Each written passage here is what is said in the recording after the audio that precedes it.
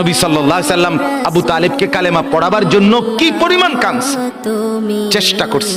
শেষ মুহূর্তে বলছে, চাচা চাচা কালেমাটা পড়েন না। চাচা বলছে, না, মানুষের কাছে বেইজ্জতি হব, পড়বো না, মানুষ লজ্জা দিবে।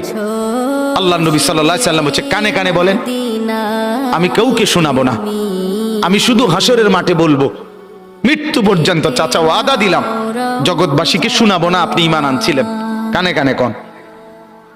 আবু তালেব বলছে, না, কানে কানেও বলবো।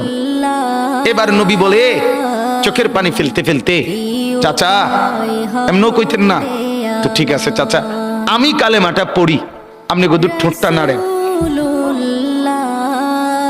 আপনি শুধু ঠোঁটটা নাড়বেন, আমি হাসরের দিন বলবো, মাওলা আমার চাচা কালেমা পড়ছিল এজন্য ঠোঁট নাড়ছে, এর সুযোগ দেন। চাচা বলছে, না